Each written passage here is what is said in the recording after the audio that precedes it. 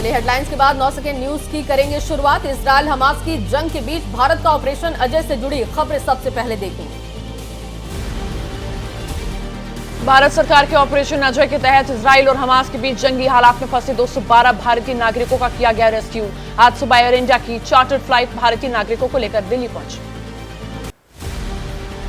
Israel से वतन वापसी पर लोगों के चेहरे पर दिखी खुशी। दिल्ली एयरपोर्ट पर केंद्रीय मंत्री राजीव चंद्रशेखर ने सभी 212 भारतीयों का स्वागत किया।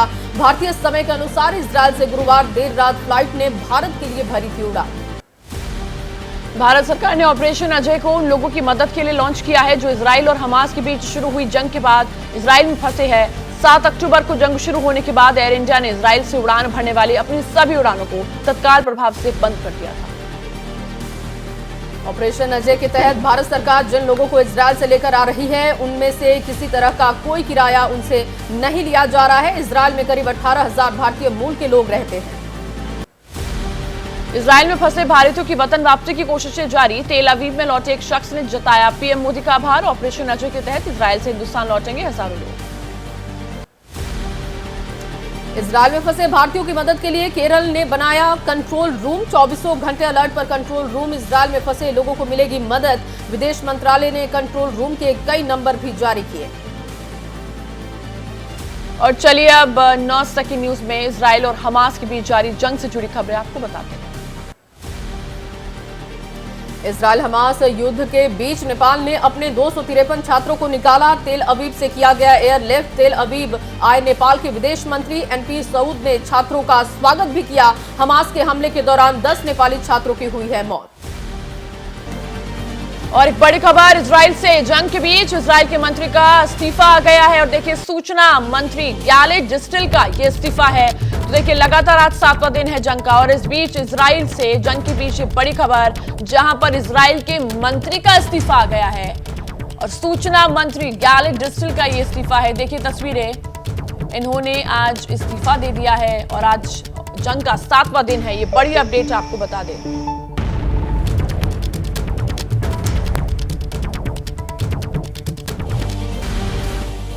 और चलिए इस बीच आपको एक और बड़ी खबर दे दें। ईरान के विदेश मंत्री की हमास नेताओं से मुलाकात हुई है। ये बड़ी खबर निकलकर सामने आ रही है। लेबनान की राजधानी बेरूत में मुलाकात हुई है। इस्लामिक जिहाद के नेताओं से भी मुलाकात हुई है। बड़ी खबर ये निकलकर सामने आ रही है कि लेबनान की राजधानी में मुलाकात हुई है और इस्लामिक जिहाद के नेताओं से भी ये मुलाकात हुई है। ईरानी विदेश मंत्री हमास के नेताओं से मिले हैं। देखिए जो युद्ध इस वक्त चल रही है वो लगातार तेज होती जा रही है और उसी बीच ये बड़ी खबर कि ईरानी विदेश मंत्री हमास नेताओं से मिले हैं। लेबनान की राजधानी बेरूत में ये मुलाकात की गई है।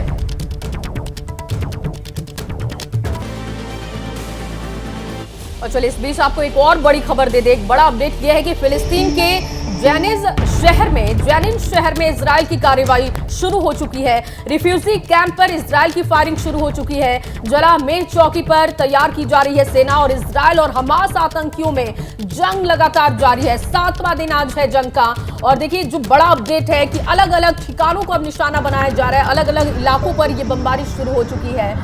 तस्वीरें लगातार आप देख रहे हैं। बैकग्राउंड की आवाजें आप सुन सकते हैं। जेनिन में इजराइल ने अब कार्रवाई शुरू कर दी है। रिफ्यूजी कैंप पर इजराइल की फायरिंग शुरू हुई है। लेकिन जो रिफ्यूजी कैंप में लोग हैं उनका कहना है कि वो तो घर से रिफ्यूजी कैंप पहुंचे थे जान बचाने के लिए, लेकिन अब वहां भी वो सुरक्षित नहीं है। लेकिन इजराइल की तरफ से किस तरीके से अब काउंटर अटैक हो रहा है उसकी तस्वीरें हमने आपके सामने रखने की कोशिश की है। और देखिए मिडिल ईस्ट के वॉर जोन में बेहिसाब हथियार गरज रहे हैं। यहां से चंद किलोमीटर दूर गाजा पट्टी में बारूद बरस रही है। इजराइल की सेना जबरदस्त एयर स्ट्राइक कर रही है। हालांकि इजराइल पर भी हमले रुक नहीं रहे हैं। हमास के बाद अब हिजबुल्लाह रॉकेट दाग रहा है। लेबनान बॉर्डर पर हिजबुल्लाह की सेना बारूद बरसा रही है तो इजराइल भी पलटवार कर रहा है। अब देखिए सवाल यह है कि हमास और इजराइल के युद्ध में हिजबुल्लाह कहां से आ गया, कौन है इसका सरगना? आपके सामने हिजबुल्लाह और नसरुल्लाह दोनों का रेड चैप्टर खुलेगा।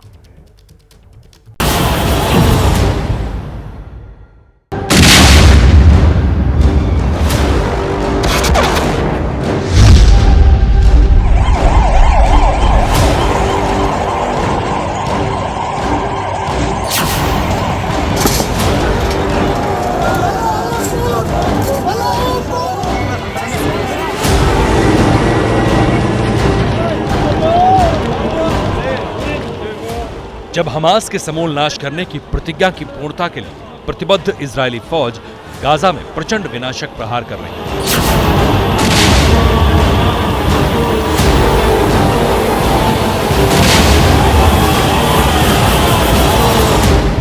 जब हमास की सबसे खूंखार ब्रिगेड अल कासिम का अस्तित्व मिटाने के लिए गली गली विध्वंस कर रही है, जब गाजा पट्टी की जमीन पर इजरायली मार्का मिसाइलें त्रासदी की बारूदी कहानी लिख रही हैं, तब यहूदी मुल्क को एक नई बारूदी चुनौती मिल रही है उत्तरी मोर्चे पर।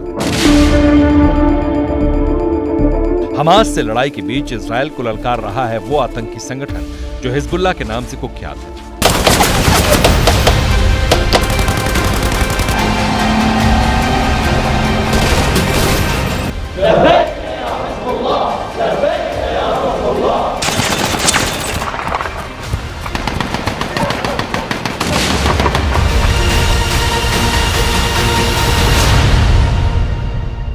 और ट्रेनिंग देना शुरू कर दिया।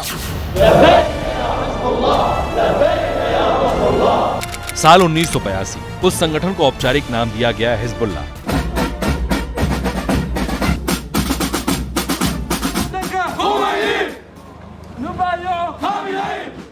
यहीं से इजरायल के खिलाफत में हिजबुल्लाह अस्तित्व में आया और धीरे धीरे इसका विस्तार होने लगा।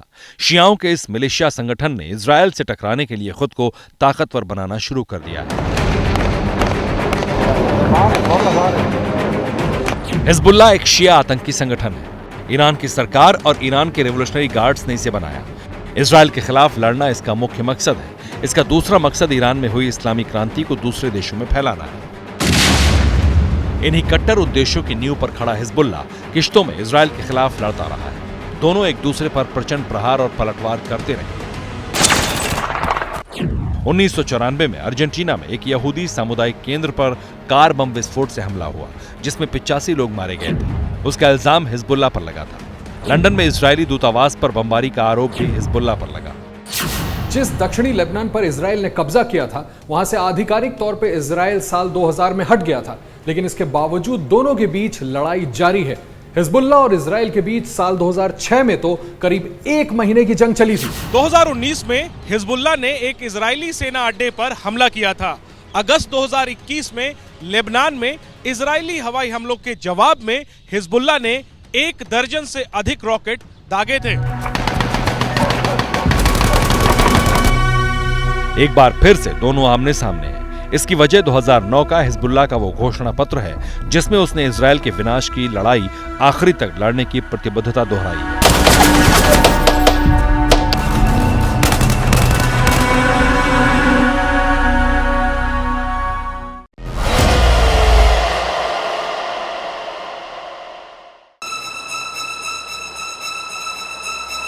इजरायल विरोधी धुरी पर हिजबुल्लाह का विस्तार होता गया। हिजबुल्लाह में 7 सदस्यीय शूरा परिषद है। उसकी 5 उप परिषद हैं, जिनके नाम राजनीतिक सभा, जिहाद सभा, संसदीय सभा, कार्यकारी सभा और न्यायिक सभा है। बंदूक की बोली बोलने वाला हिजबुल्लाह का लेबनान की सियासत में भी दखल है। सरकार के समानांतर हिजबुल्लाह अपनी सरकार चलाता है।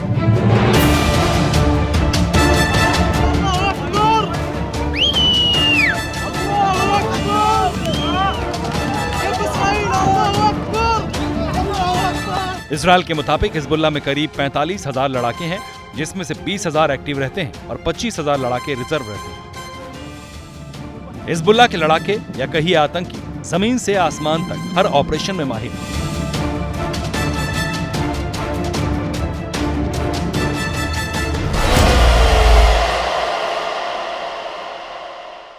इजरायली डिफेंस फोर्सेस का दावा है कि हर साल हिजबुल्लाह को करीब 70 करोड़ डॉलर से ज्यादा का धन मिलता है।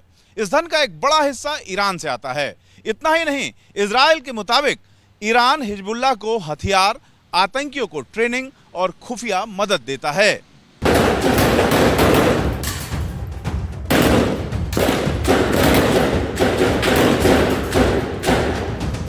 बताया जा रहा है कि हिजबुल्लाह के पास एक से बढ़कर एक घातक हथियार है, मिसाइलें हैं, रॉकेट है, यहां तक कि ड्रोन है। इजरायल के मुताबिक हिजबुल्लाह के शस्त्रागार में 1,20,000 से 1,30,000 मिसाइलें हैं। इनमें इजरायल तक पहुंचने वाली लंबी दूरी की मिसाइलें भी हैं। एंटी टैंक हथियार है, बड़ी तादाद में ड्रोन है। एडवांस एंटी शिप मिसाइलें, एडवांस एंटी एयरक्राफ्ट मिसाइलें और एयर डिफेंस सिस्टम भी है।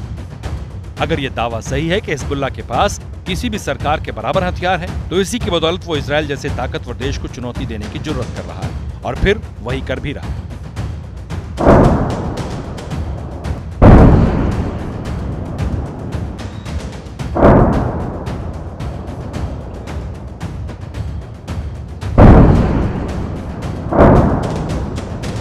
पश्चिमी देशों ने जिस हिजबुल्लाह को खूंखार आतंकी संगठन घोषित कर रखा है, ईरान और अरब देशों को जिस हिजबुल्लाह में क्रांति दिखती है, उस गिरोह का सरदार है सैयद हसन नसरुल्लाह। काला साफा और चश्माधारी, यही वो सैयद हसन नसरुल्लाह है जो इस वक्त हिजबुल्लाह का पर्याय है, जिसकी धमनियों में इजराइल के खिलाफ नफरत लहू बनकर बहता है। वस्फन वाक़इयन व दक़ीक़न जिद्दन व अन यफ्तिक व अन अल हल अल वहीद लिस्सरतान हुवा इस्तिसालुहु व अदमुल इस्तिस्लाम लह। यही वो सैयद नसरुल्लाह है जो खुल्लम खुल्ला हमास का समर्थन कर रहा है, जिसके आदेश पर इजराइल पर अग्निबाण दागे जा रहे हैं।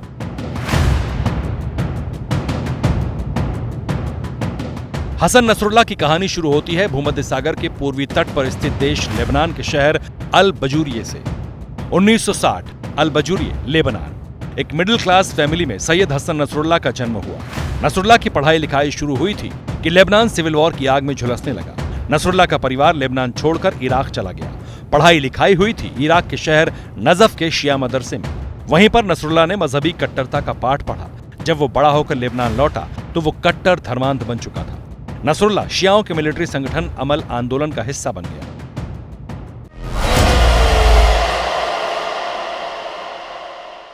सैयद हसन नसरुल्लाह को बेका घाटी का कमांडर बना दिया गया। इसी दौरान वो शेख अब्बास अल मुसावी के करीब आया। नसरुल्लाह ने मुसावी को प्रभावित किया। शेख अब्बास अल मुसावी वही शख्स था जिसने हिजबुल्लाह की स्थापना की थी। 1982 में हिजबुल्लाह के बनने के बाद नसरुल्लाह और ज्यादा सक्रिय हुआ। नसरुल्लाह की यूएसपी थी उसकी इजराइल के खिलाफ वो आक्रामकता जो तब के शिया नौजवानों के लहू में उबल रही थी।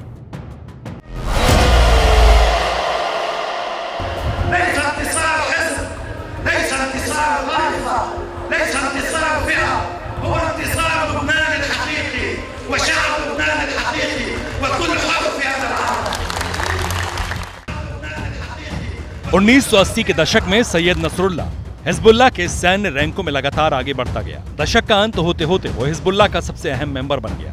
इस बीच उसने ईरान और दूसरे देशों की यात्रा की। मजहबी तालीम में लगातार शियाओं के हक और इजराइल के खिलाफ बात को आगे बढ़ाया। यही वो दौर था जब हिजबुल्लाह ने इजराइल पर कई हमले किए थे। इजराइल ने भी पलटवार किया। इस बीच 1992 में इजराइल के हमले में हिजबुल्लाह का चीफ शेख अब्बास अल मुसावी मारा गया। इसके बाद सैयद हसन नसरुल्लाह को हिजबुल्लाह का सुप्रीम कमांडर यानी सेक्रेटरी बनाया गया। नसरुल्लाह के हिजबुल्लाह की कमान संभालने के बाद इजराइल से रार और ज्यादा बढ़ गए।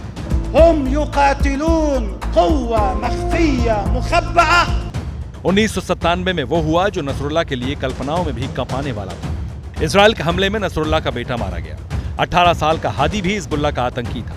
1997 में ही अमेरिका ने हिजबुल्लाह को आतंकी संगठन घोषित किया था।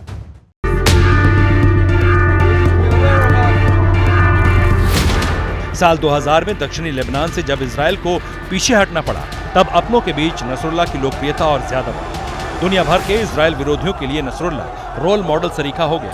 नुअक्किदु अयदन व बिकुल्ल वुदूह वुकूफना इला जानिब सूरिया क़ियादतन व शअबन फी मुवाजहत अल-इस्तिहदाफ अल-अमेरिकी अल-सह्यूनी लहा व मुहावलात अल-इक़्तिसास अल-सियासी मिनहा।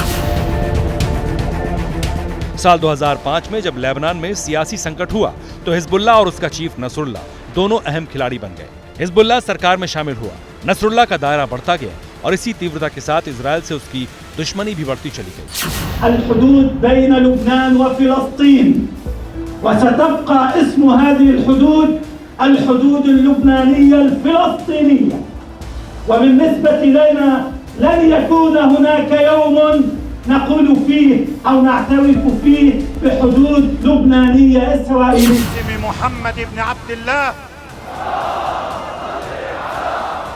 हिजबुल्लाह और नसरुल्लाह का आभा मंडल लेबनान, ईरान, सीरिया से लेकर उन तमाम देशों तक फैला है जो इजराइल की मुखालफत करते हैं। सीरिया में बशर अल असद की सरकार को बचाने में ईरान के साथ हिजबुल्लाह भी शामिल था।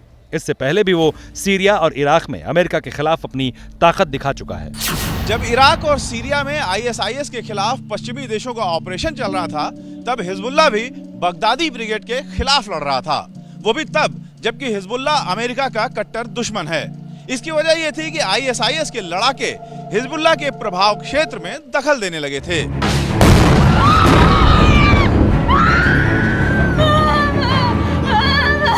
अब जब हमास इजराइल युद्ध चल रहा है, तब हमास के पीछे ताकत बनकर हिजबुल्लाह और नसरुल्लाह दोनों खड़े हैं। हमास को बचाने के लिए हिजबुल्लाह ने पूरी ताकत लगा दी है। अरब और मुस्लिम देशों को इजराइल के खिलाफ इकट्ठा करने का जब आह्वान किया जा रहा था, तब हिजबुल्लाह और उसका चीफ नसरुल्लाह अहम फैक्टर बन रहा है।